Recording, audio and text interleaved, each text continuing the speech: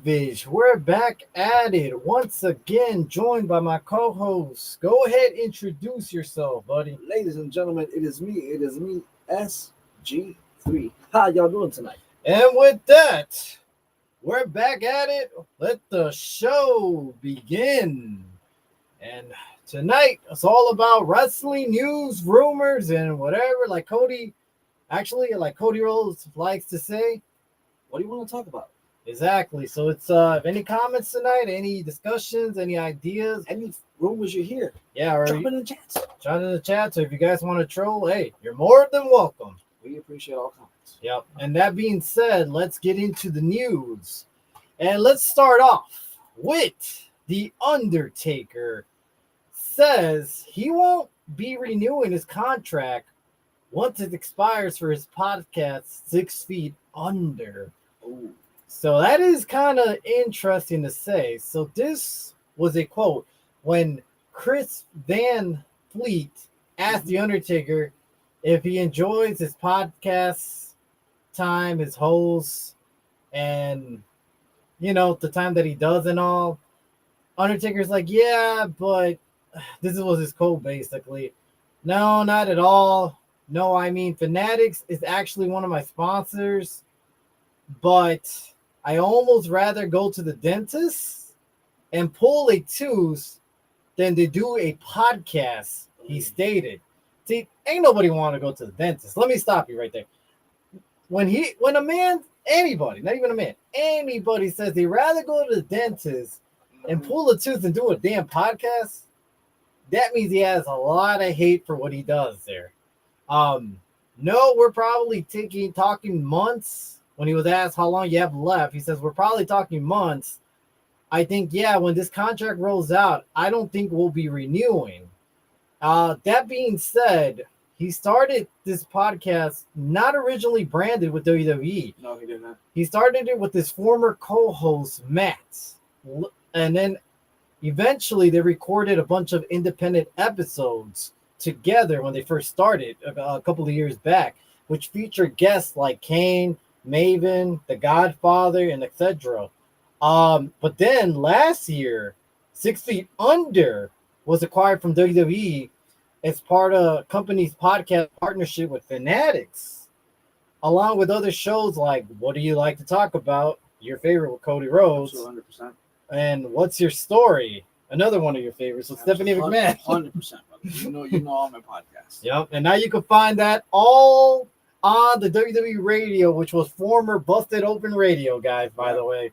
But obviously, with the new ownership, when WWE acquired it, they got rid of Matt, pretty much. I mean, he did probably get a good lump of change from it, and he probably was happier for what he was given revenue.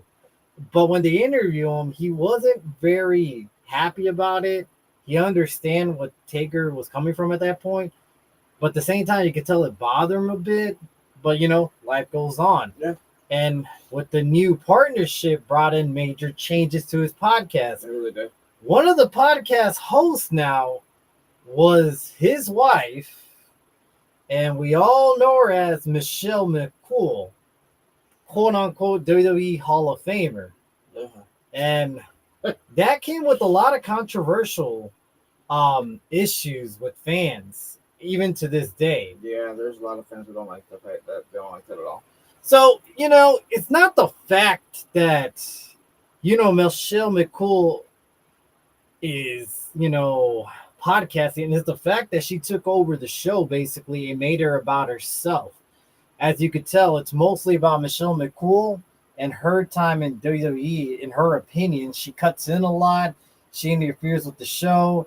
And you could tell while you're watching it, it's no longer The Undertaker's podcast. It's more like, yes, uh-huh.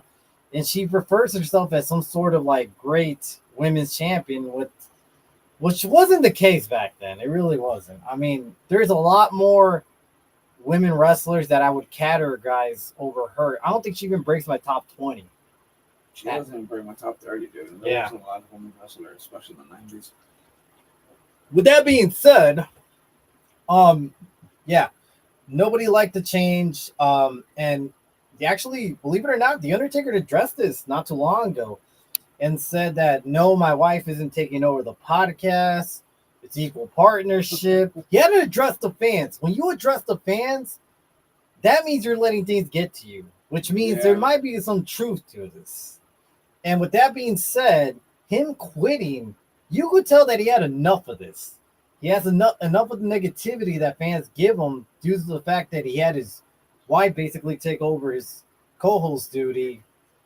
But I mean, as well as I'm sure he doesn't like it anymore. I'm sure he had more fun when he had his friend co-hosting the whole podcast with them than now with his wife and WWE taking over, which only gives him a certain positive dynamic that he has to do. Now, obviously, we do know he's in charge of AAA Creative. Yeah, he is. And he is doing a fantastic job. Phenomenal. AAA has been better than it's ever been, because before Taker took over and before WWE's merger, I watched a little bit of it and I honestly couldn't tolerate it. It sucked. But that was just me. I thought CMLL was a lot better at the time. I still think CMLL. You said that a lot of times. Yeah, and I think it still looks a lot better. But since Taker's taken over it, and they brought a couple of wrestlers into, AAA, Dominic Mysterio, LeBron Americano, Omos. There's a couple of guys there. Damian Priest, the War Raiders. Yeah, they brought in a lot of guys from WWE, and they're making it work. Their hours shows and such on YouTube every Saturdays or Sunday sometimes. It's done pretty well. So I also get that he has not enough time to do the podcasting because he's doing AAA Creative. Yeah. But I also think it has to be due to the fan backlash. I highly doubt if you had to address the issue not too long ago, I feel like there is some truth to it that it is getting to you at this point. What do you think, SG3? So firstly, we got a comment. Wyatt, what is up, my guys? I had to stop by to say hello. Hope everyone is well. What's up, brother? How you doing, man? Nice to see you, Wyatt. Thanks for joining, buddy. So what I was gonna say is this. I agree with you on one part. Yes, it is getting to him. Two, though, it's more like you have to understand creative is a constant work. Yes, it's not week to week. No, it's literally day to day, hour to hour, second to second until that show is done. You have to plan for next week. Right. You have to plan for the week after. And then if any event's coming up, then you got to plan for that. So I can understand why that's probably taking the toll on him. And then it's like if you're still trying to do the podcast and stuff at the same time, it's like, and then still keep it on the WWE's guidelines, on the WWE Fanatics guidelines, and it's like, you know what, it's just too much. Right. So I feel like all of that, including the backlash from the fans, really took it to him. He's like, you know what, man, I can only do so much on my plate at one time. Right. And it's like, who knows when the deadline is for AAA to get the shows out. Yeah. Because Vince, remember, dude, I don't know if you remember where he cut up so many SmackDown promos, so many SmackDown scripts. Literally an hour before the show, we wrote the whole show himself and then sent it out. And he's like, "That's it. We're gonna be done like this." Yeah. Vince was the owner, so he had a different creative power than what Taker has. Who knows if Taker has to turn in the show by Saturday and then look, dude, fix everything now because we don't like this, we don't like this, we don't like this, or we love it, send it out. So who knows where Taker is mentally with that? And then again, if and I'm not trying to sound mean with what I'm gonna say, but if your wife is taking over and trying to sound like she is, and again, I've seen some clips, I've seen some highlights, and she really is just trying to like salvage herself for like, I belong where I belong. Yeah, I'm actually deserved a lot more credit than what people want to give me because we're not giving you much credit. There's a reason why. There's honestly a reason why. Come on, SG3, don't lie, bro. You were a fan of Michelle McCool. Oh, I was such a huge fan, dude. Especially Lake Cole. So awesome. Dude. Okay, look. Greatest tag team of all time. Look, I'm going to defend somebody in that group. And I thought Layla was a good better wrestler. Yeah. Yes. I put her above Michelle way McCool. Above Michelle McCool. But I feel like Michelle McCool never understood what it meant to actually be a wrestler. She knew how to be a pretty face. She knew how to like kind of showboat and like be flamboyant and stuff like that. But she never understood the wrestling gimmick. She never understood the square. Wait, but she gave herself credit on the podcast that she was the pioneers of women wrestling. You got to admit that, man. So basically, Trish Stratus did nothing. Mae Young did nothing. No. Fabulous Moolah did What nothing. did Mae Young? I don't want to mention Fabulous Moolah. She doesn't deserve to be on that spot. Well, May Young. May Young, what did she do though? She went through a table. That's it. Not kidding. May Young What did do a age lot. did she go through a table? No, I get credit with May Young. She's been through a lot. In from the way beginning of wrestling. To where women were seen as a joke. Yeah, and she was one of the pioneers then and really moved forward to the industry. Yeah, I think she does deserve a lot more credit. I don't understand why WWE. I guess because of the controversial stuff. Because of Moolah and everything. I don't think it's Moolah. I think to the fact that she had a lot of controversial angles. One would be Mark Henry and her having a kid.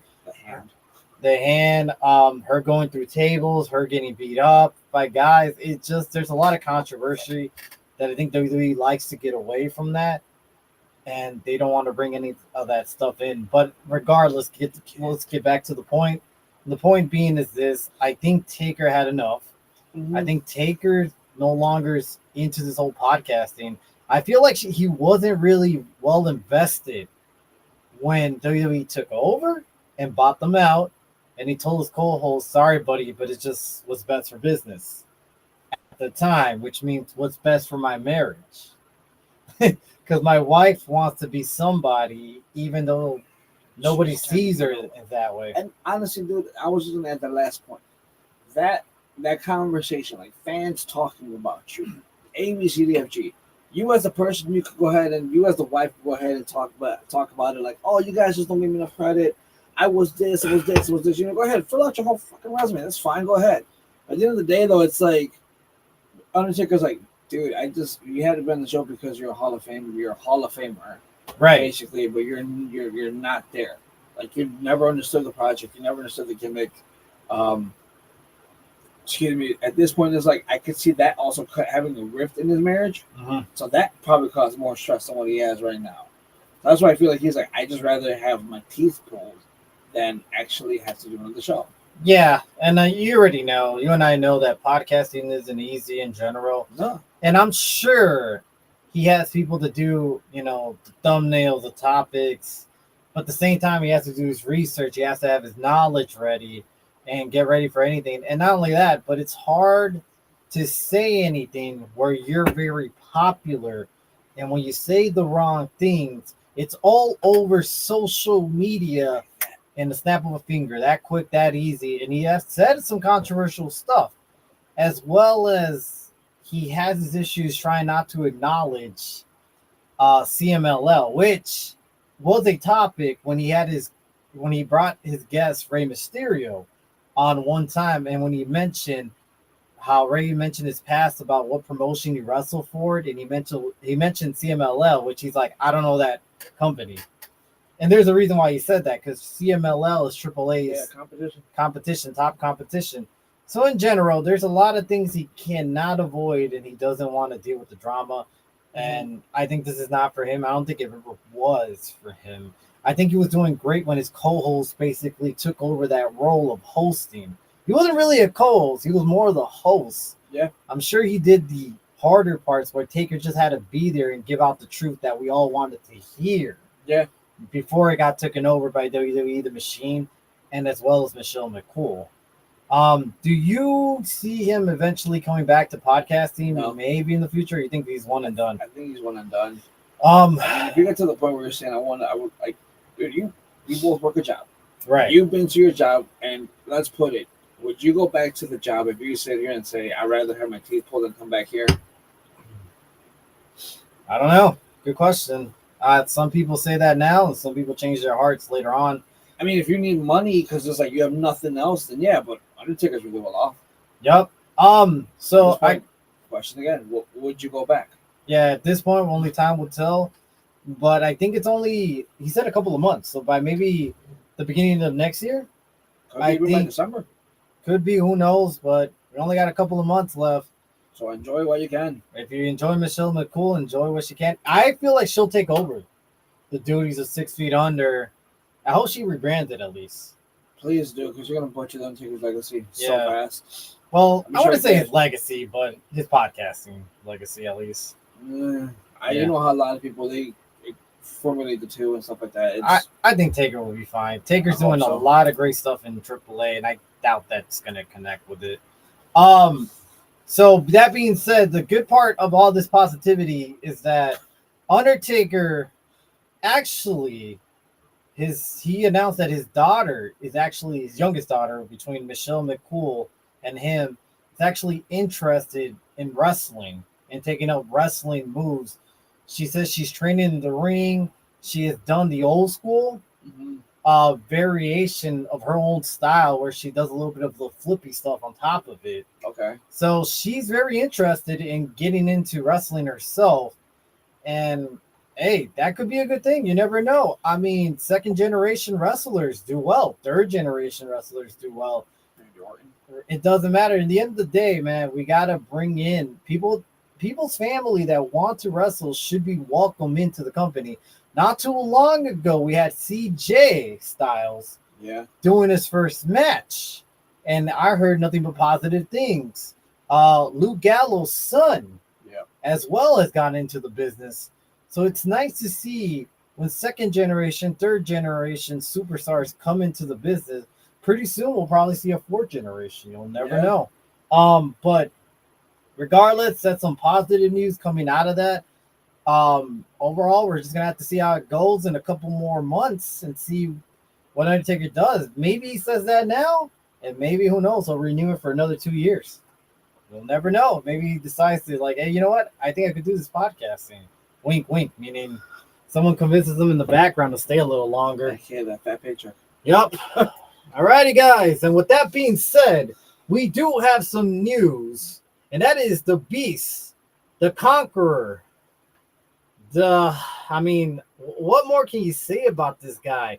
The guy who beat the Undertaker streak at WrestleMania 30. The guy, 1-21-1. yep, the guy who's won an NC Divisional National title in 2000. Afterwards, signed to WWF at the time, onto WWE in 2002. And through his career of training in OVW, when he broke into the industry at the age of 25, became the youngest at the time, the youngest champion to ever win the WWE Undisputed Champion. That in itself is an accomplishment for most people in the industry, but the man was not done. Before that, though, after that, he also joined the Minnesota Vikings for the NFL because he wanted to try football. Look, it wasn't that great, but he tried. There's not that many people who could say they could bounce around and do football and wrestling. As well, he did some other accomplishments. He also joined New Japan in 2005, where he became the IWGP Heavyweight Champion. He did leave the promotion soon afterwards, where he stepped away and entered the world of mixed martial art. He signed to the UFC, and he was one of those rare fucking people that had a successful run Literally. as their heavyweight champion, Yeah. where he did not have that much training into MMA, but somehow this man with his wrestling background, with his freaking strength, scariness of this guy, ended up doing so well he became champion of the promotion. He was kind of the face of that promotion for a couple of years. Yeah. It was kind of shocking to see that a guy from wrestling, WWE, somehow made it into the UFC. I don't think we'll ever see that again, by the way. I think Lesnar was going to be and still be one of those rare instances where he could jump around and have success wherever he went. Go ahead, Coles. Gable Stevenson was kind of doing well for his first one. He got a knockout in his first win, so. But he didn't last long in WWE. No, He wasn't a champion. No. We're talking about a guy who actually holds the gold. Yeah. Gable Stevenson didn't even hold any gold. Gable Stevenson only lasted for a cup of coffee in the big time, brother. Literally. But regardless, he's re-signed with the promotion in 2012, and then he got his reign of 504 days as WWE Universal's title. And that is the 7th longest in promotion history at the time. Look, let me read you some more accomplishments of Brock Lesnar. He's won the Rumble 2003, 2022. He's won Money in the Bank 2019. That was interesting that year too. Yeah. When I seen him won it, I couldn't believe it. I'm not gonna lie. He's won King of the Ring in 2002. Mind you, I may say this one. This King of the Ring, he was gonna go over Stone Cold Steve Austin to the fact where Austin didn't like the way he was gonna go over on a Raw. This was basically the end of Stone Cold Steve Austin's career for the longest in WWE until he returned back later on throughout the years, but it was just never the same for Austin. But regardless, that was an important year for him too. Plus, he also headlined WrestleMania 19, 31, 34, 36, and 38.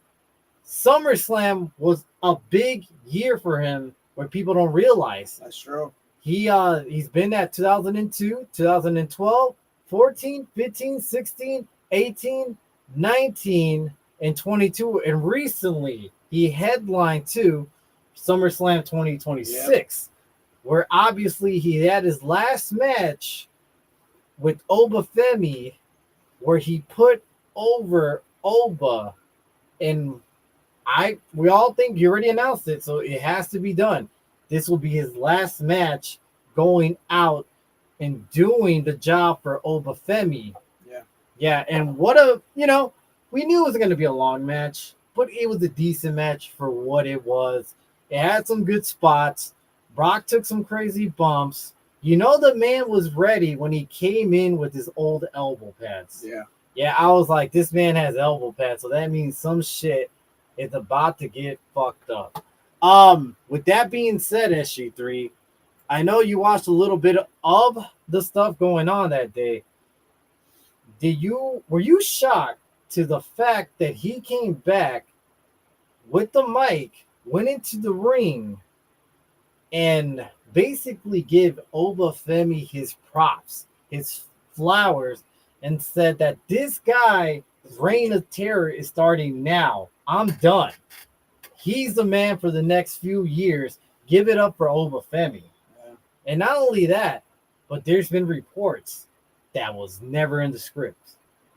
He was never supposed to go out there, but he came back to give Oba his props. And while doing it, he pretty much teared up. This is the part where I'm going to say, yes, he teared up. And you know damn well that the man has so much emotions. Even though he never announced his retirement, you can say there was a reason why. Because one, we already know we had the Punk fake retirement. Didn't really go so well in the end. But I feel like he knew this was up. That's why he was tearing up this time. And not only that, but he knew if he announced his retirement, it takes away the shine from Oba Femi. He did not want that. I don't know if you kept up with some of the stuff that Triple H has been saying before the days of SummerSlam, but he did say on the new WWE radio that Oba and Brock has been working together ever since their feud started, and Brock Lesnar has taken Oba Femi under his wing. That is a rare instance for Brock Lesnar to take somebody onto his wing. It's kind of like, and we saw this, by the way, during the Hell in a Cell, is he gave homage to The Undertaker. He did. By doing the tombstone.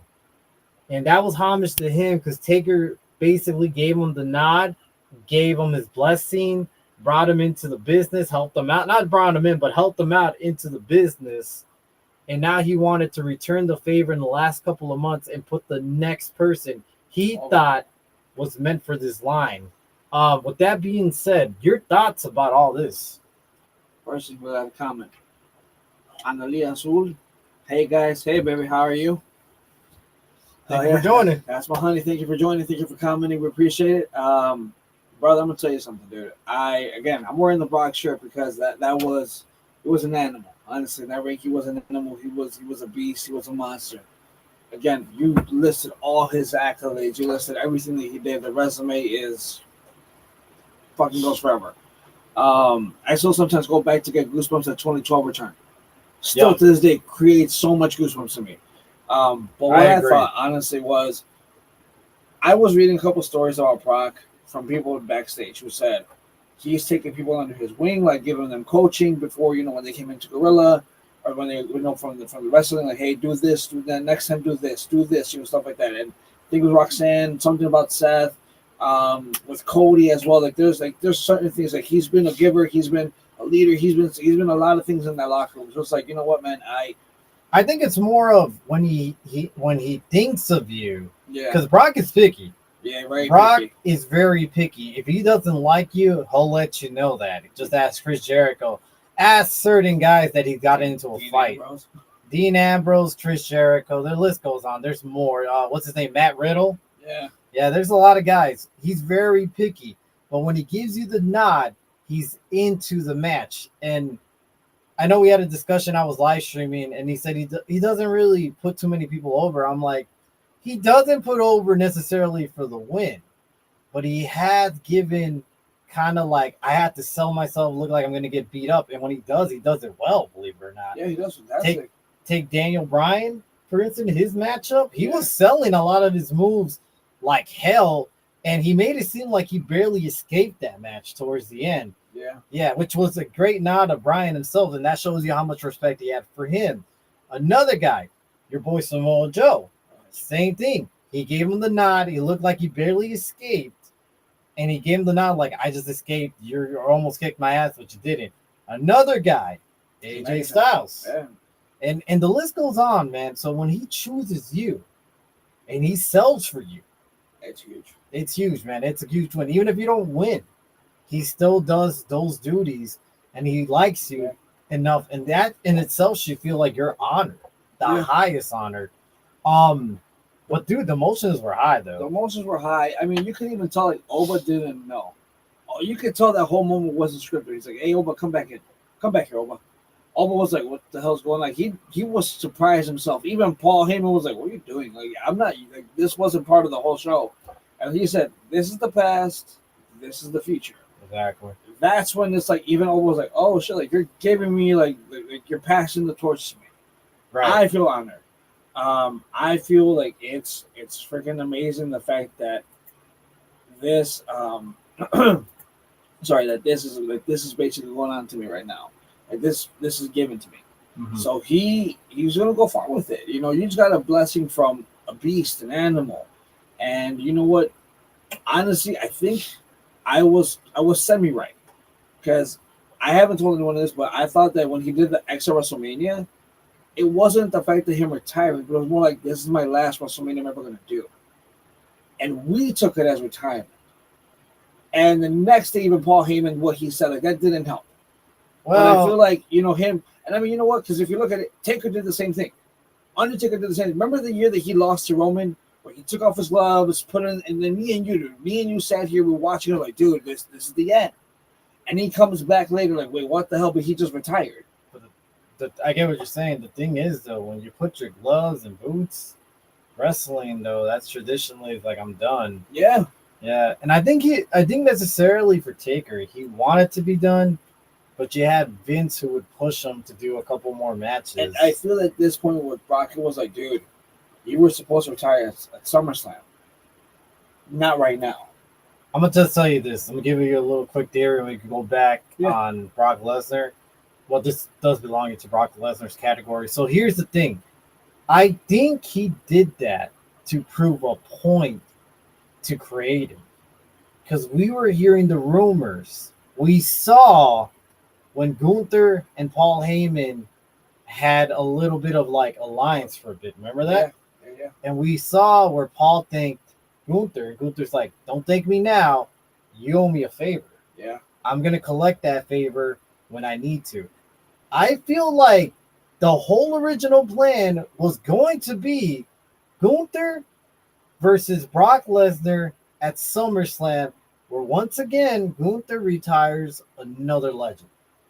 But I feel like when Brock knew this plan, he decided to stick it to creative and WWE and said, I do what I want to do. Pretty much. And which he always has. What Brock wants, he'll do. And no one's ever going to stop him.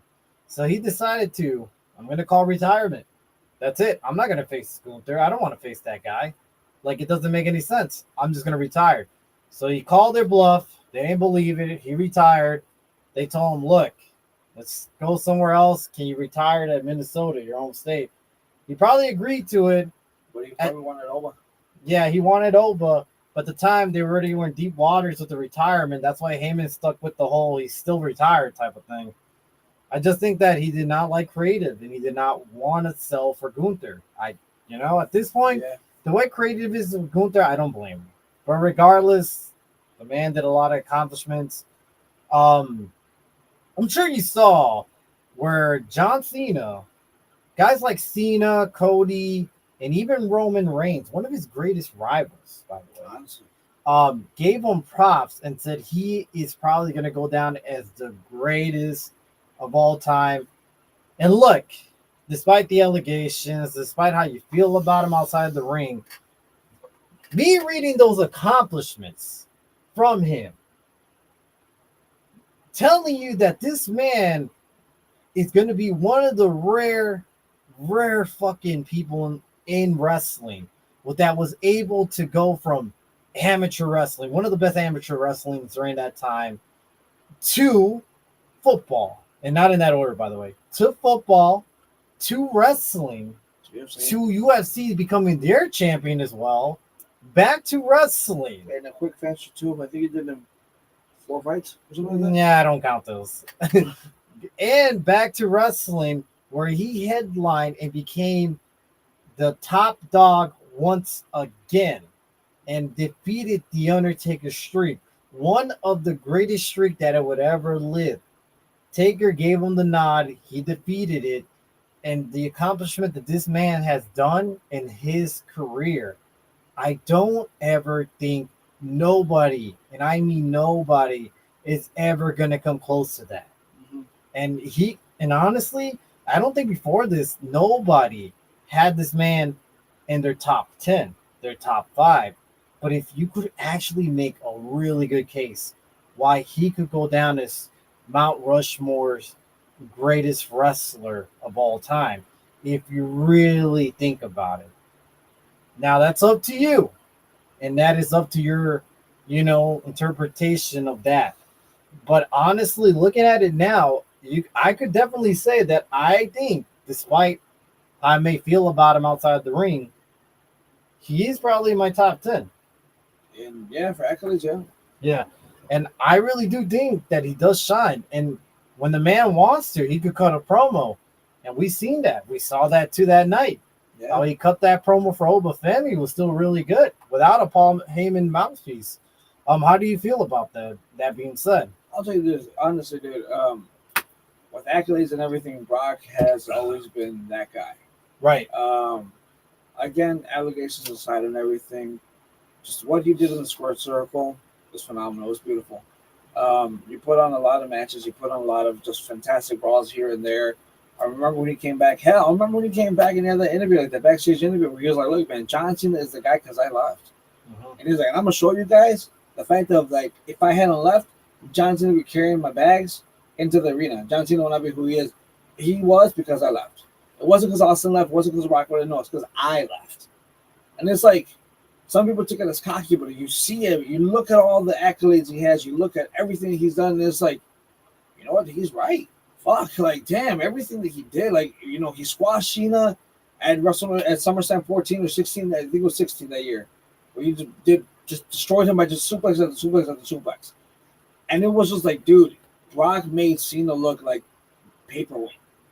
So it was Brock Lesnar's just legacy. He is a first ballot Hall of Fame. I see him going into the Hall of Fame. Well, he is. They basically gave us pretty much the idea that by Saudi, he is going into the Hall of Fame. He'll be the main guy during that show. He has to be. Within the next 2 years, he has to be. Well, it's definitely this year because Saudi does want Brock, and I think that's the only form they're going to get him at this point. But at this point, honestly, man, he wrestling-wise, what he did in the square circle, and for a big guy like that, and you don't see a lot of big guys do what Brock did. Oba, yeah, you could go ahead and argue the fact that Oba's doing, this and that, but it's like, no, dude, you don't understand. Brock did a shooting star press. When's the last time a big guy did that? To be fair, He did do it and Mind fucked you, up yes, his neck. he fucked up his neck. Let's be honest. Let's go ahead and. But he was the reason that he was doing that moveset and decided to, because one, he was main eventing against one of the greatest wrestlers of all time, Kurt Angle. Yeah. And he wanted to give it all to the fans that night. And he did that shooting star press several times in OVW. Yeah, he did. And so he thought, oh, if I did it back then, I'm able to do it. Underestimated himself because, it's been a while. I also think he also underestimated the size of the ring. Also the thing is, if you look at it, Kurt was 2 out, and he didn't realize how far out he was. And when he went for it, he's like, shit. And that's when he got messed up during that process. Sometimes, too, it's like, look, if you haven't done it in a while, I get muscle memory. Yeah. But sometimes it just doesn't work that way. But that's despite the point of this. Regardless, and to this day, honestly, to me, again, I'll say it again, one of the biggest pops for a comeback. The Rock got a big pop, but look at where Rock was at. Rock was at an arena. Rock has been at football stadiums and gotten pops still less than what Brock got in 2012 when he came back. I mean, dude, that's off. We still see, if you see the video, you see fans doing the Brock dance, jumping up and down, dude. Like, that crowd was electric. Mind you, yes, it was a Raw after Mania, but holy shit, when he came back and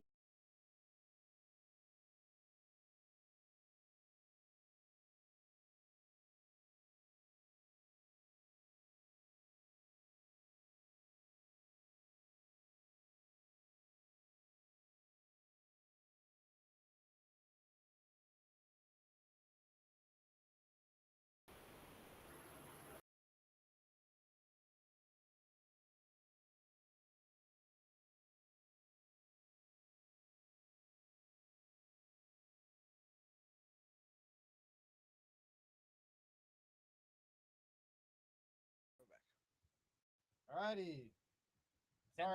We're back. Sorry about that, guys. Technical difficulties, but we are back.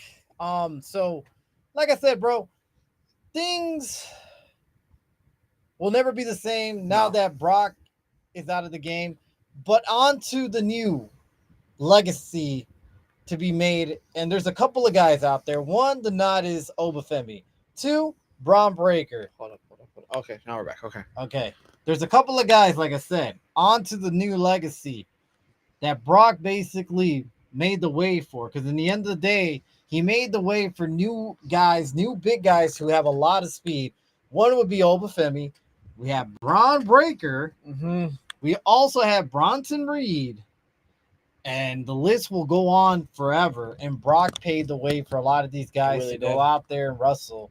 So, not to him. Congrats with retirement. We'll see you at the Hall of Fame next year, most Congratulations. likely. Yeah, and what a hell of a career accomplishment. Enjoy your retirement, man. You deserve it. You really fucking deserve it. Yeah, we'll probably see you maybe down the line again. Even after. Last time I checked, don't forget his diverticulitis hasn't been taken care of. It was just calmed down, but it was still actually affecting him. Yeah. So imagine this, dude. You're doing everything you're doing in the wrestling ring with diverticulitis. That is respectful. That is. And like I said, man, the man enjoyed retirement. And we'll see you down the line of the Hall of Fame. Yes, sir. All righty. On to some next news. And that is this. We have some issues going on with Netflix. When it comes to, hey, guess what? I miss Raw. Man, let me run it back. Watch it afterwards. And let's see what I miss. Why does this seem kind of edited, I could say? What I'm referring to is this. We had the return of Becky Lynch last Monday, right? And what a shocker to see her back. She confronted the women's champion, your favorite, the greatest of all time, Liv Morgan, with her new song, by the way, one of your favorites. Totally. Yeah. She confronted her and making it clear that she is coming after her title. But during the segment, she took the dig at Liv Morgan. Mm-hmm. She said that Morgan is not even the best women champion in the Judgment Day. comparing her to the new women's Intercontinental Champion, Raquel Rodriguez, yeah. Raquel Rodriguez. What a shot there. And it wasn't done. Just like Jey Uso says, wow, shots fired. Literally. Becky Lynch also made things a little bit more personal. She said, "You're not even the greatest women's champion that slept with Dominic Mysterio." That in itself kind of got the fans like, oh shit. And we all know who she's referring to, and that is Mommy Rhea Ripley. Rhea Ripley. Yup. By the way, that got a huge pop from the crowd, and it went live all over social media.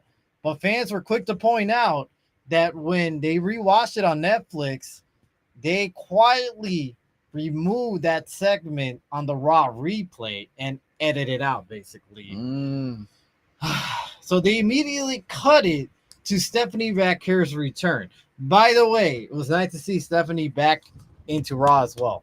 But regardless, what the hell? What the hell happened to has WWE said, as Triple H said, that once we go to Netflix, we're gonna get everything raw and uncut and unfiltered and anything goes.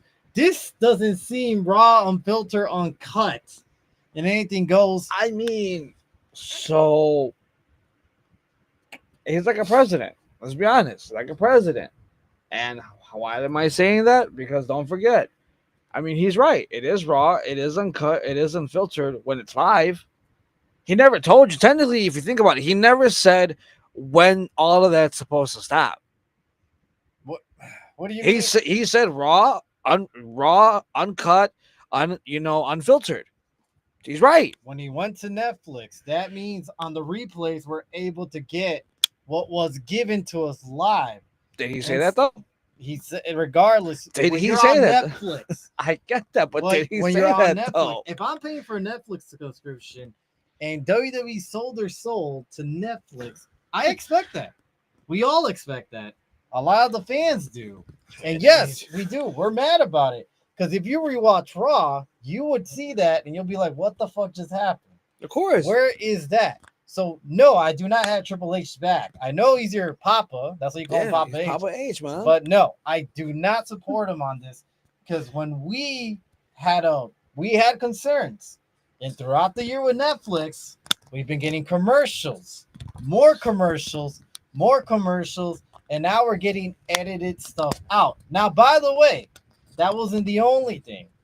Royce Key's main event segment, when he was bleeding from the mouth by the end of the night from the attack from the Samoan werewolf, was edited out. All the blood was gone. That is not what we signed up for. That was promised to us. Even though you're trying to defend Triple H, dead in the waters, we were supposed to get what he said.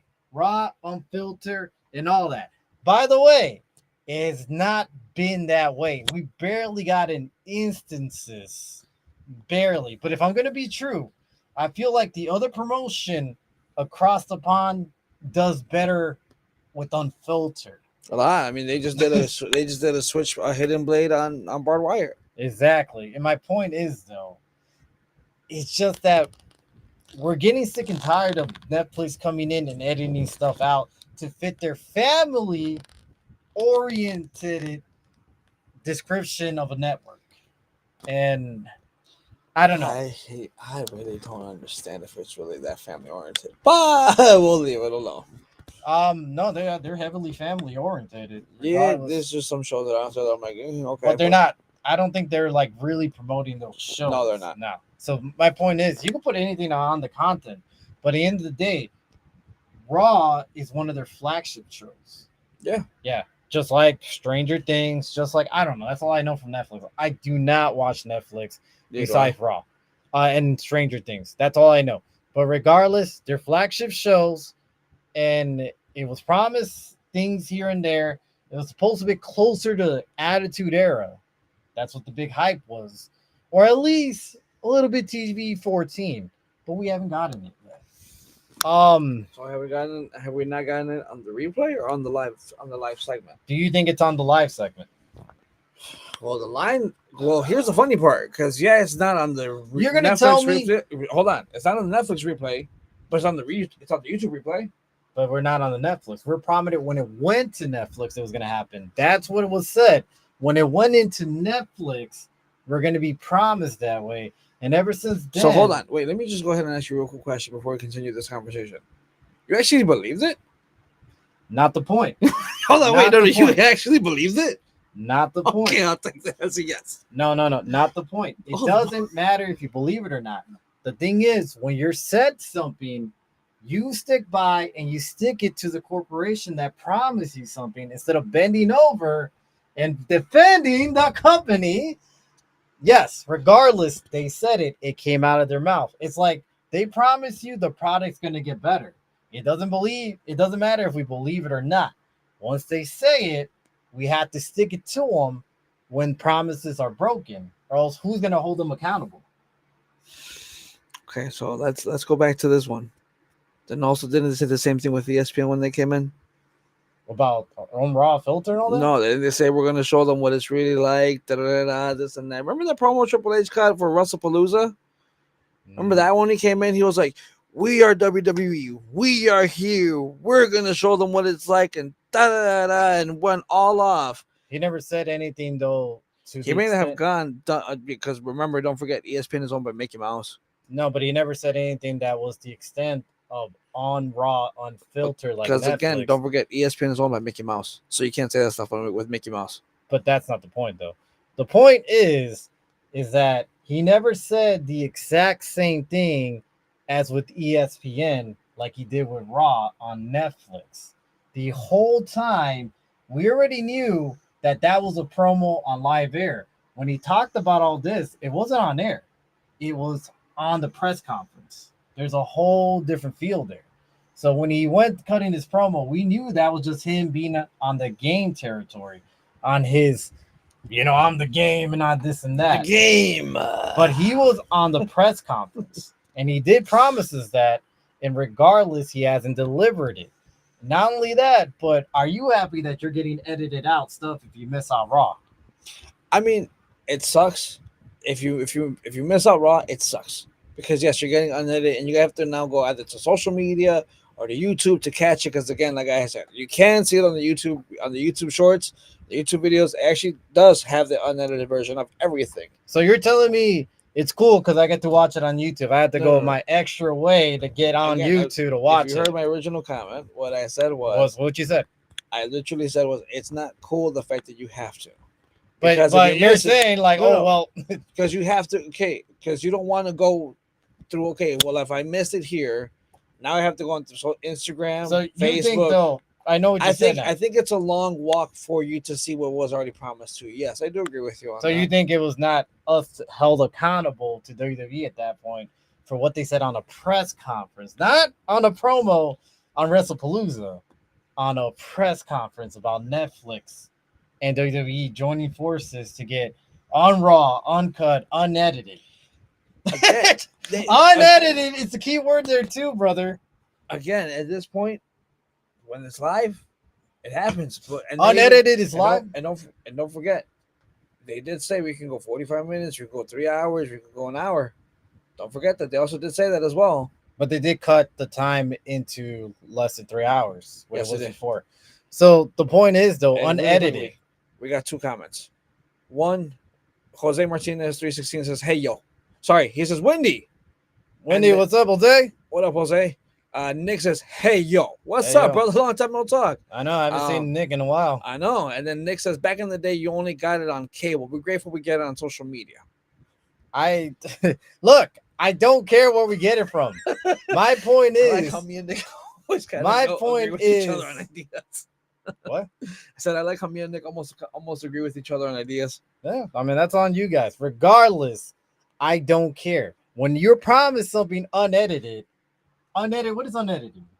Not touched, not edited out. That is the whole point. I don't know what don't you guys understand there. Unedited. I get it. Then why are you defending I'm them just in a way. no. I'm not defending them. All I'm saying is we're technically getting that when it's live. But they said unedited. Unedited means I'm not gonna go back, edit the stuff out because it doesn't fit my resume of family programming. There were promised things raw, unfiltered. Unedited means it's not gonna get touched, but it got touched. So right there's where the lie was told. I get the whole social media thing, but do you want to really go from one clip? Of course, I all, mean, of course not, because you I don't want to want watch the whole thing Of course, I don't know. unedited, as I were promised. This is what I don't get, but maybe it's just me, I guess. But regardless, though, this is not the first time. It's already happened multiple times Mhm. beforehand, and it's going to continue on. And I guess people are just angry at this point. We're fed up because basically If things you are want- not getting better. If you want on Raw and then filter unedited, they're basically forcing you to watch it live. But let me put it this way. Let me tell you this as a physical media guy. Mm-hmm. You go back on some of the stuff that they're showing on Netflix right now, some of the old pay-per-views. Guess what? They're edited As well. That is also our issue, is that we're not getting the original content. Yes, the clips on YouTube, but how long is that going to be there for? I don't know. It's not going to be there forever. Eventually, things will get removed. It has happened before. Take Ricky Saints recently, not too long ago. He had a sing-along concert, right? Yeah. What happened? It went like shit. What did WWE try to do? Remove it. Guess who didn't remove it? CW. That is the issue. When there's something that doesn't fit the program, eventually they're all going to remove it, and we lost the source. That's also the big issue here in hand, is that we're not getting the original source anymore. Eventually, it's whatever they want to feed us is what we're going to have to eat. So also that is also the bigger picture where fans are a little bit angry, because when it's unedited, we don't like it being touched, because that is the original content. That is the original form, and that's what we like to see. But when we're editing stuff out right now, WWE isn't touching it. But what if they do? What if there's something said that they didn't like? The source is gone. You're not going to be able to watch it. Yes, there'll be YouTube clips, social media clips, but it's going to be third party. Chopped down, bad quality, this and that. Sometimes some people like the original source, and the way we got it. What else we got? I got a couple comments. Okay, yeah. That was Nick quick. says, "What was better, Punk versus Roman or Rollins versus Roman?" Okay, you want to get into that? Let's get into that. SG3, you started off. I'm gonna go Rollins versus Roman. You know what? I'm gonna go with Punk's versus Cody Rhodes. Oh wait, no, actually, he was talking about Roman. Punk versus Roman or Rollins versus Roman. I'm saying Rollins versus Roman because the storyline continued after all the years. You know what I'm gonna say? Punk versus Roman. I can see thought that. that was the better matchup. I thought the storyline was really good. The promo battles leading to it, legendary. And that the fact that, so put it this way, the fact that Punk really gave it to Roman Reigns as well as vice versa. Because during this promo battle, yes, it had history of the Shield, but Rollins didn't really held up his own as much. I can see why. Yeah, I can't see it. And honestly, I think Roman got the better of him. Mm-hmm. And I think Nick is more of a, if I'm correct, Nick, and maybe correct me if I'm wrong, but I think you're more of a Roman fan when it comes to the mic. I'm going to agree with you. I think Roman did kill Rollins on the mic, but also I felt like a lot of their feud leading up to SummerSlam was a bit lackluster. And I think Punk and Roman had a really good build, and we were more excited for that. And I remember that main event did kill. So I'm going to put my money in Punk versus Roman, SG3 Rollins versus Roman. I don't disagree with that. So yeah, regardless, I feel like it's a either win-win. way. It's a good. Either way is a good. It's a good outcome. Whichever one you decide, it's a good outcome either way. You could argue both of them are good. And that's the way I see it. Yeah, either one you can't lose. Damien Castillo 5741. I don't think I've ever seen you comment. This is the first time commenting. We appreciate you. Thank you for coming on, brother. Appreciate it. Appreciate it, man. What do you guys think about that wrestling podcaster talking bad about Roman Reigns? People can say whatever they want about Roman Reigns, but he was chosen as the next face of the company.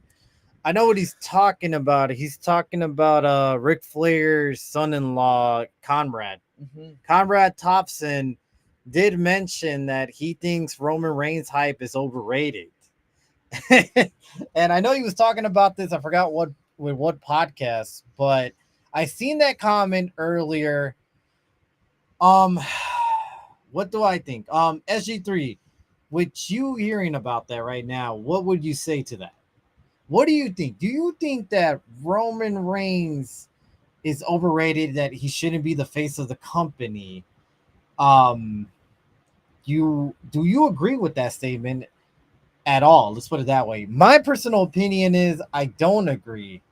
I think to that point is I could see where he was coming from, but in the end of the day, Roman has evolutionized himself very well throughout the years. If we're talking about 2016 Roman to 2018, I agree with you 100%. I would want that guy out of my fucking TV. But we're talking about the Roman Reigns that finally turned heel, that finally became OTC. the OTC, the bloodline that had the longest reigning champion that gave us good television, good segments week by week. That kind of brought, I mean, he basically, so you could give him credit that he was the fact that brought all the resurgence to WWE in their boom period in 2024 because he was a part of that storyline. Yes, The Rock came back. The Rock brought eyes. Cody Rhodes did his part. But who was the damn champion? It was Roman. Roman Reigns. Without his long reigning title reign, they wouldn't be that boom period. It would just be another Cody Rhodes and Roman Reigns match. So he brings a lot of importance to the products. Now, has he lost a little bit of his step here and there? Maybe so, by not appearing weekly, but he still has that aura. I still think he should be the face of the company. There is a couple of guys you could debate, but honestly, he's homegrown talent. Yeah. And that's what they love best. So I don't know if we really understood, like, are you on the podcaster side or you're more on the Roman should be the face of the guy? Okay. I mean, I agree with you. 2014, 2015, 2018, it was just terrible having him on every single main event. It was honestly, yes, we were getting him shoved down our throats nonstop, and it did suck. But eventually, it was turned around, and ever since he became the heel, he became all that. It really did grow, and it really did just show the fact he did evolve himself. Had he not done this evolution, I actually would agree he should not be shoved down our throats. But he's been fantastic. He's better on the mic than he's ever been, wrestling wise, talking trash wise, everything. Like everything he does, it's awesome. Look, and we're at this point too that we're not sure if Roman's a face or he's a bad guy. Yeah. But yet he's still getting cheered. He's still selling a ton of merchandise. So honestly, I just think he's very wrong. I just think that he does deserve to be the face of the company. Homegrown talent, has the aura, has the charisma, and he's a great wrestler. Honestly. So like a lot of the debate with Cena at the time was that he can't wrestle. And honestly, as a Cena fan, I agree. He wasn't the greatest wrestler at first. He got better along the way. Yeah. But Roman was a great wrestler from the start. Maybe not a Rollins, maybe not a Styles, but he's a great wrestler. And he also is a great seller. Like his facial expressions, the way he takes bumps is very underrated. And that is odd for a main eventer of all people to sell for you. So I disagree with Tom Rad. I disagree too. But I do love this podcast, by the way. I do love what he does. But I do disagree. Everybody has their right to their opinions. And in this podcast, you guys have the right to whatever you guys like. We may disagree with you guys. We may agree with you guys. But at the end of the day, we'll respect your opinion because that's what we like. We like to, talk about wrestling and just have some fun. A couple more comments. Jose Martinez says, hey, I understand. I thought WWE would have allowed maybe cussing. I mean, look at Cody Rhodes saying, hey, Rock, go fuck yourself. And now it's edited, but Netflix. And now it's edited, but Netflix, and I don't understand because I don't understand it either because Netflix can have some adult stuff. Wink, wink. But you see, that is the thing. And I get it, Jose Martinez. I agree with you on that. And this is the confusing part. Like you were saying earlier, they have some adult stuff, but they also are very family orientated and depending. If that Netflix stuff is coming from them, by the way, guys, I'm not a big show watcher. It's really just wrestling. That's A true. few shows here and there, but really just wrestling. I go watch old school wrestling when I have free time. But regardless, that I know of, I'm not sure if Netflix have homegrown adult content. But here's the issue: when Netflix did acquire WWE, I feel like Triple H went out his way to say something he wasn't supposed to say, because Netflix was like, "Well, this is for our family orientated side Yeah. that we want to categorize it, so we could sell it to a bigger market and bring more eyes to it." And then they realized, like, why are you guys cussing? Why are you guys doing this? Yeah. We're gonna have to edit your shit out. So there was a lot of things that shouldn't have been said, but has been said and has happened. And it is very confusing because you are right. If there is some adult stuff on it, it's very confusing. I don't know. I don't understand. Nick says Rollins is number 2. That's a shoot. Jose Martinez says it was 83 weeks podcast and Conrad should shut his mouth. This opinion comes from an overweight guy who has unlaced up a pair of boots, and yes, he also got arrested for beating his wife. So Rollins is number 2. So he's referring to the whole promo.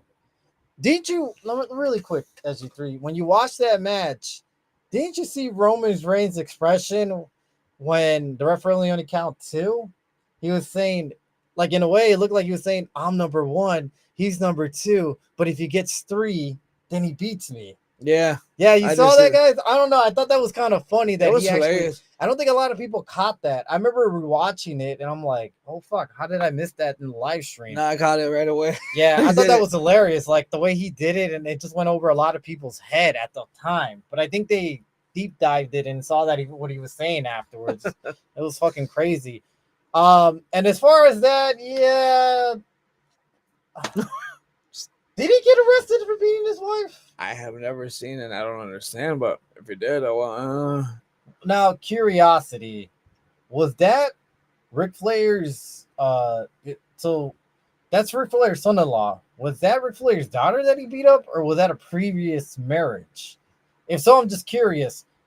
I did not know that, by the way, and I do not support that too. I don't support it. I really don't.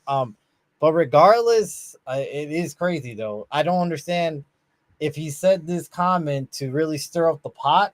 Maybe he's like, I need some views. Maybe if I say this, we could go viral. He did. Hey, he's doing it. Yeah, he is. And regardless, I do like watching his podcast. I do like watching 83 Weeks. And I didn't know it was on 83 Weeks, but that makes sense. That's usually where a lot of the viral clips come from, as well as the other ones like with Jeff Jarrett, JR, and some other stuff out there that he's done. Jose Martinez says, yeah, he did, and it was a previous marriage. Okay, so it was, because I feel like Ric Flair's crazy ass would have chopped his ass out if he had to. Oh, God, but regardless, I don't condone that at all. We don't condone any type of violence, by the way. You know, it's not right. It doesn't matter what gender here and there. None of it is condoned here. It really isn't. Not at all. Nick says Conrad the Clown. Conrad the Clown. And then Jose Martinez says, sorry, it's just a diss because Conrad no support from him. I mean, I don't support him now. I don't support him in that type of way. I do listen to his podcast for the people that are on it, which would be Bischoff, JR, Jeff Jarrett, which I like. Some of them are really good.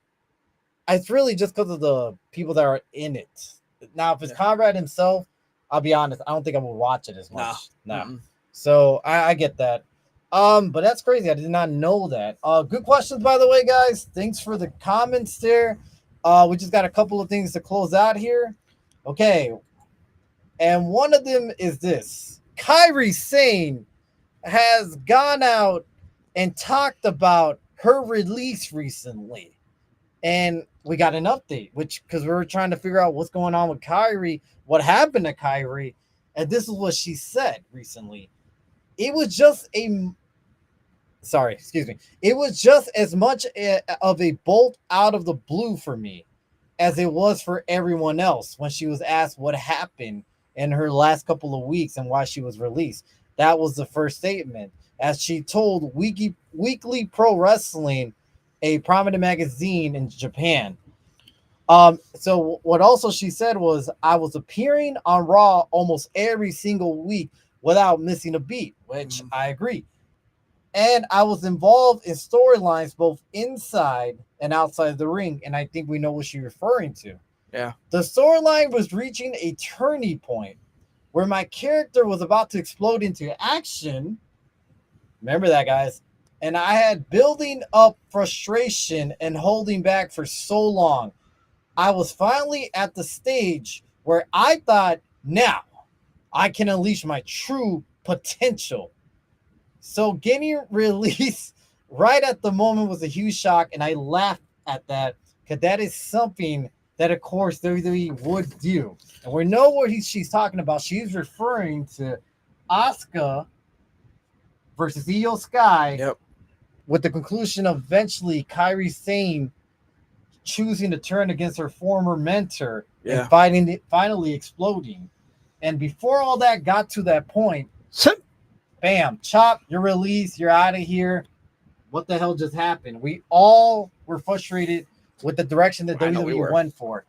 And we never got the conclusion. We never got the proper storyline, and it sucked for that reason alone. SG3, what do you think? Honestly, dude, it was a complete shock. I agree with her. Me and you were completely shocked by it. Like, why did they do this? I was not expecting to hear the name Kairi Sane got released. So that was a complete and huge shock. And honestly, it was just I was just out of left field. That's the best way to describe it. It's out of left field. Out of left field, indeed. Nick got another comment. Nick says, "Who would you rather listen to, Vince Russo or Eric Bischoff?" I don't know, bro. It's kind of crazy, bro, to think about like who would you rather listen to, bro. But I would rather listen to Eric Bischoff, bro, because of all the bros. I like Eric Bischoff better. Like, I know he tells I know he contradicts himself a lot of times in 83 weeks. I've been listening to it since the beginning. I haven't caught up with the recent stuff. I tried Vince Russo. I'm sorry, I just can't stand him. All the bros? Yeah. Recently, some of his clips, not too bad. I do watch a clip here and there. They're not that bad. But I'm more of a Bischoff guy. I don't know. But that's just me. I know they have a rivalry, by the way. They don't like each other. I don't think a lot of people like Vince Russo. Shout out to Jim Cornette on that one. Literally. Damien says, here's a little secret that not everybody knows. Roman Reigns is 11-0 against John Cena, and John Cena already retired. That is fucking crazy. Is he really 11-0 against John Cena? Are you serious? 11-0. I know Cena's never beaten him, I think. If I'm correct, he's never won. Cena's never won one. That I remember that, but I didn't know he was 11-0. Holy shit, that's a lot. Damn. That's crazy. Honestly, I did not know that. That's a good insight. I actually like that. That's awesome. Thanks. Yeah, Thank you for the knowledge. I'm gonna have to use that on people next time. Like, did you know Roman Reigns is 11-0 against John Cena? Yeah, that's crazy. I did not know that. Now you got me thinking. I'm probably gonna have to fact check this after the show because I really want to see how many times they wrestled, where at exactly, and yeah, now I'm just curious. That's crazy. So as well as this, guys, unfortunately, we are saddened to announce the passing of Dory Funk Jr., the son of Dory Funk and the brother of Terry Funk. Honestly, yes. Legendary Funk family. So put it this way, man. The other day he passed away. He was honestly one of the revolutionaries of the hardcore scene with his brother at the time. And he accomplished a lot of things, man. I mean, at the time, he did appear at WrestleMania 2. Yeah. He was in WCW, ECW, and as many as NWO affiliated promotion. He traveled across the United States and in Asia as well. And pretty much built the blueprint that helped build this business to this day into what it is for, the indie wrestlers. Honestly, man, his spirit to live on. It's sad to hear, man, that the Funk family is pretty much gone. Thank you, Dory. I just say thanks, Dory. He did become a trainer later on. He did. So it's just crazy, man, that now pretty much the legendary Funk family is pretty much gone. And pretty much. It's just sad, man. It really is. It shocked me out of nowhere. I just didn't see that coming. But, rest in peace to one of the greatest at that point. To do it in the rings, man. We also got another announcement, and that is AAA has announced a tournament, guys, where the winner will be earning a world championship match against Roman Reigns on September 14, 2026. And get this, guys. It's in Mexico City. It's in Mexico City, but more importantly, it's an episode on Raw, where this would be Roman Reigns' first match on the WWE televised show in over 616 days. Think about that real quick. 616 days this man has not wrestled. That's almost years. Yeah, televised match. That is crazy to think about. With that being said, this tournament's going to involve AAA, SmackDown, and Raw, and probably NXT. Where the winner does face Roman Reigns championship. There is a lot of heavily rumored that supposedly the guy that might win this tournament is going to be El Grande Americano. That's my boy. That's my boy. That's my guy. Do you agree with that booking though? Who would you put above him? Penta. I would agree with Penta, but at this point, though, with Penta just losing to Chad. Put it this way. I get what you're saying. But in the end of the day, you're trying to get someone that so put it this way. We all watch Monday Night Raw.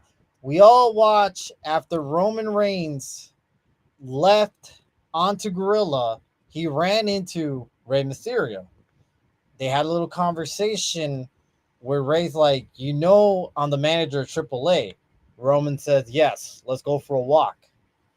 And we know to the fact that they really heavily want to basically push AAA into the scene, into the top 4 shows right now, which would be AAA, NXT, Raw, and SmackDown. So that being said, you want a guy that represents Lucha Libre. You want a guy who has a big name. An actual Lucha Libre guy. I mean, I get it. Grande Americano had a great match against Chad Gable. He's huge though right now in Mexico. Yes, but you're not going to tell me that Penta isn't just as big as in Mexico as he is in the States. Because let's be real, Ludwig Kaiser does not get the same reaction in the States as he does in Mexico. So I get what you're saying. But in my eyes, I think Penta's a bigger star. But if you're going to be in Mexico, where do you think they're going to give it to more? The guy that's one of the biggest draw in Mexico, which is Grande Americano. So you're not telling me that if Penta decides to start doing AAA runs, he's not going to get as big? Oh, don't get me wrong. Of course he's going to get bigger. Of course he's going to get a big promo, big shot and everything. But I think at this point, though, between the two, Grande beats him in popularity. It got to the point where people in Mexico were begging him, telling him, dude, change your name to now El Grande Mexicano because you are not Americano anymore. You are now Mexicano. Look, I'm sorry, but I don't see that. I don't see a guy like Grande Americano Ludwig Kaiser. He's basically kind of a jobber. Let's be real. He is a kind of a jobber. Like, I get what you're saying, the popularity-wise. But realistically, he's still in kind of that jobber status. He's in the mid-card. But Penta is a level above him when it comes to wrestling, when it comes to popularity. Regardless how popular he is in Mexico, you got Penta that's popular all around worldwide. And in the end of the day, you're going to tell me that Grande Americano is going to have a very popular match with Roman Reigns? I get that I can see why they would want him, but I don't see this really working out so well in the end of the day. I have my doubts, and I may be wrong. And I could say I may be wrong, but I just have a hard time believing that where a guy like Penta has the popularity. I get it, he just lost his title, but they may be a reason why for that. Yeah, I can see why.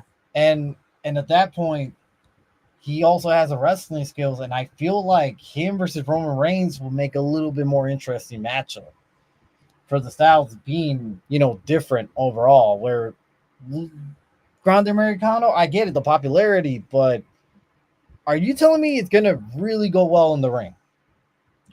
I don't know. That's the question in the end of the day. Yeah. Look, between you and I did love the Grande Americano match, Mass versus It Mass. was amazing. But I'm sorry, I really do think Chad Gable had more to do with that than Louis Kaiser did. Because if you look at it, most of the great offense was coming from Chad Gable. It was. Most of the crazy shit, Chad Gable. Mm-hmm. And I'm not saying Louis Kaiser is not a great wrestler. He is. But I don't think he's on that level above. Mm-hmm. I do give Louis Kaiser credit. He took that role and popularized it. But I just don't think when it comes to in-ring performance, I think he's still at best mid card, but I don't think he's top mid card at all. I don't even think he's main event. But that's just me. I don't know. Like I said, I might be wrong. I think the tournament will say everything. That's what I say. The tournament will say everything. And firstly, who is there, who's not, how far can they go? So your vote is on. Dude, I'll be honest with you. I'm a Grande Americano fan, but yet I also do see where you're right. He did get wrestling wise, he did get outclassed by Chad. But again, Chad is an amazing wrestler. But that's the thing. When you're having to win a tournament like that, you're gonna go depending who they put on this tournament. Yeah, You're going guys like let's say Dominic Mysterio, Penta if he's in there. Who else could I see this put in this tournament? Rey Phoenix, La Parca. Maybe so, but I also got to add in WWE wrestlers. It's going to be mid cards. I mean, depending on Dragon Lee and stuff, but depending who you put in there, you're going to tell me he's going above all these guys. And you're going to sell me on he's going to have potentially. In the end of the day, let's put it this way. In the end of the day, whoever challenges Roman Reigns has to sell us in the story that he's able to beat Roman Reigns. Yeah. You're going to tell me that Grande Americano has that story in him. I think, again, like I said, I think that's what WWE has to do with this tournament. I'm not saying Grande is going to win it. I would like to see him win it because, again, the popularity, and again, I'm a big fan of him. But at the end of the day, though, it's like whoever wins it has to prove to us that, yeah, we want to watch you on Raw. Let me throw you another one. Damian Priest enters the tournament. My money's on Damian Priest. He was a world champion. Yeah. He's doing shows out there, too. I could see him challenging it, and that would be a lot better match because we do have some sort of belief that he could win this thing and go home with the title. I don't know about Grande Americano because at the end of the day, you still have to sell us to the fact that this guy could walk out as your new champion over Roman Reigns. I don't know, man. That's where I have my doubts. I get where you're coming from with popularity, but there was a lot of wrestlers that were popular back then. Yeah. Take Enzo Amore. Popularity was off the roof, but do you think he deserves a world champion title soon? At that as time? solo, no. As tag team, yes. The tag team. That's my point. I think Grande Americano deserves a title, but not the big one. Not the prize possession world heavyweight title. I just don't see it on that level. So that's my whole issue right here with this whole tournament. If he's really the heavily rumored favorite, I think it's not a great choice. I really do think they're going to drop the ball over a lot more wrestlers that deserve and have a more believable storyline going over Roman Reigns. I don't know, but that's just me overall. I got one last comment. They said they wrestled 9 times in house shows and 2 times in pay-per-views. Okay. So that makes sense because those 2 times I did watch. And Roman did win both of those times. And I do believe you when you said that they really wrestle in house shows because they do a lot of crazy matches out there. So yeah, that's interesting to say. Those house shows, I hope somewhere along the lines we could find them on YouTube and see how those went. Because sometimes those house matches are very funny, very interesting. They really are. I have to check that out, see if I can find old clips of it. But I do believe you on that. I do believe they did wrestle so many times back in the days on house shows when Roman and John Cena were probably still in the industry together. But guys, we're gonna leave. We'll be back Sunday for more news, rumors, and talks. So join us then with my co-host at G3. I will be back tomorrow for SmackDown live stream. If you guys want to join or you guys just want to give me a shout out there, I appreciate it. Regardless, we do enjoy the comments. We do join the discussion. please hit the like button if you can. Hit the subscribe button. Hit that little notification bell that tells you when we go live. Yep. And with that being said, you guys have yourself a great night out there. We'll see you next time.